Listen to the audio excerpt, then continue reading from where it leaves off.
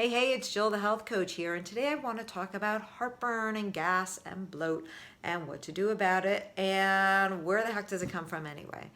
So we're watching TV, we see all these commercials of all these happy people that just took all of their Tums or Pepcid or Nexium, and they're all happy because their gas and bloat is magically gone.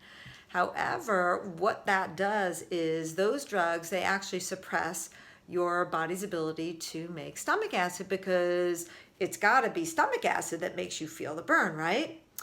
Wrong.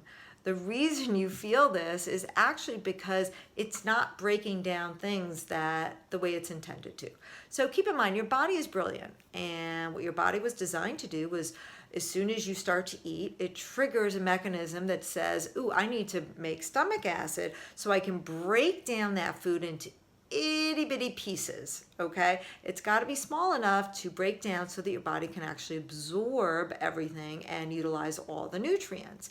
Now, keep in mind, you've got the food's filled with, say, minerals. Minerals are rocks. The only way that they can be broken down is with acid. So you need enough stomach acid to break down the nutrients, break down the minerals, so everything gets absorbed. But also what your stomach acid does is it acts as a protection against foreign invaders. So think about it. Your mouth is pretty much a huge gateway to your body, right? You open your mouth, a lot comes in. We've got air, we've got bacteria, viruses, whatever, it all comes in. So what happens is when you eat foods like let's say like produce or salads or whatever, and some may have, some bacteria, whatever, foods have stuff on them, right? Well, what happens is that stomach acid kills off or sanitizes the food before it goes any further. So it zaps the viruses, the parasites, the bacteria, the pathogens before it gets into your body. So then it can't, float around or get into your cells and really wreak havoc. So that's one of the really important reasons also that you need your stomach acid. So what happens when you don't have enough stomach acid? Well, first of all, you are allowing those pathogens and parasites and all that stuff to get in your body. Also, your food's not able to be broken down. So what happens? When it doesn't get broken down enough, some of it's sitting there, right? Well, when food sits there, when food sits in the garbage, what happens? Starts to smell, right? Well, what's the smell from? The smell is because the food kind of starts to ferment, and fermentation produces gas. Gas is what you feel. That's the burning sensation that you're really feeling. That's the heartburn. So really, it's because your body doesn't have enough stomach acid to break down the food as opposed to too much stomach acid. So hopefully that all makes sense to you. So what can we do about it? And how do we even know if we have enough stomach acid? So a simple test that I use is you can just take a half a teaspoon of baking soda, put it in, about 6 ounces of water or something, on an empty stomach, drink it, and then wait. And wait until you see if you burp or belch. If you burp or belch, that's a good sign. That means that your body has enough baking soda to break down itself. But if you're not burping, that means that you do not have enough stomach acid, and then you got to do something about it. So what do? You can go to a source like part of the reason that you don't have enough stomach acid is because you don't have those building blocks to help produce it. So you've got things that help produce stomach acid in terms of food would be foods that contain selenium, iodine, zinc, and those foods are seafoods or pumpkin seeds. The only thing is when you're trying to build up your hydrochloric acid or your stomach acid, you can only eat smaller amounts because it takes a lot of stomach acid to break it down. So you don't want to overwhelm your system while you're trying to build it up. So only eat about 4 ounces of protein, maybe twice a day at the most. Animal protein, like, the fish is really, helpful for that. So try to only have 4 ounces twice a day, and that will be helpful. Another way to stimulate the production of hydrochloric acid is with lemons. Lemons are really helpful.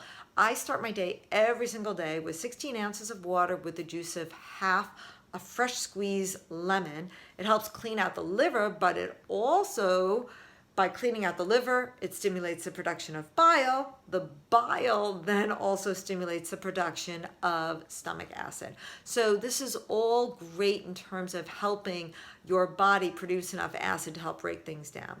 Another thing you can do is you can take 2 tablespoons of apple cider vinegar before every meal. So what I do is I will add 2 tablespoons of Bragg's vinegar. You only want to get the apple cider vinegar that has the mother in it, and you'll see that on the bottle. I like Bragg's.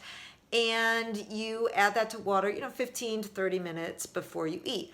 What that does is it sends a message to your body saying, get your body ready to help break down the food that's about to come.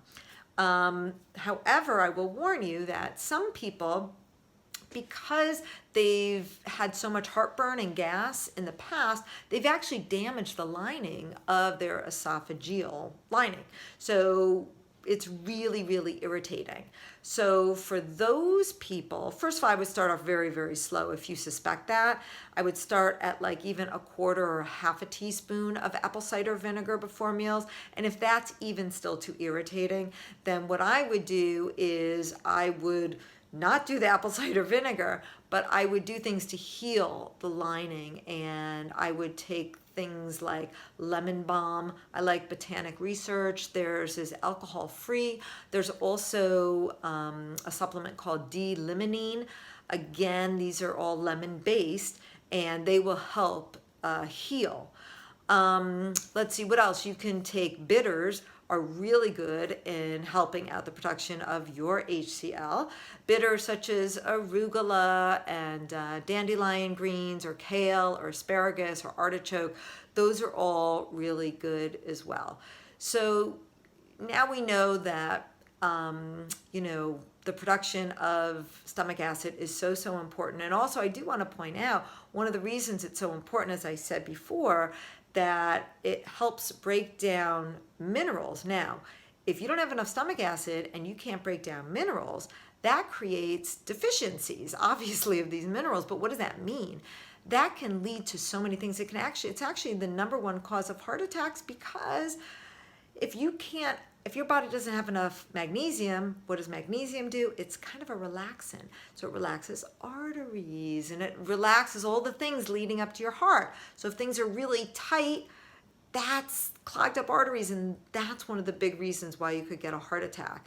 So that's why it's so important to have enough stomach acid so that your arteries are relaxed and your body's relaxed and your stress response works because you're getting magnesium to where you need to get it.